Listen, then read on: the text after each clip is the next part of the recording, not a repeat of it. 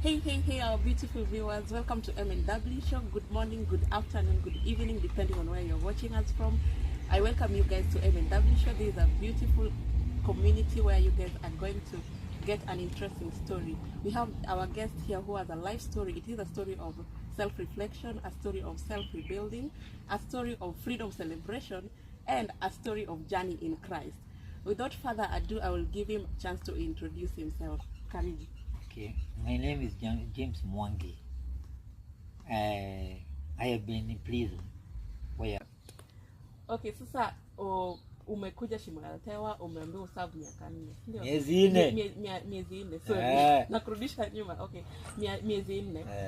Sasa nikatoka hapo miezi 4, nikatoka main Shimo la Tewa nikapelekwa medium. Medium nikakuta marafiki wa kutoka Manyani. Wakanikaribisha sana maaskari. Wale tulikuwa nao Manyani.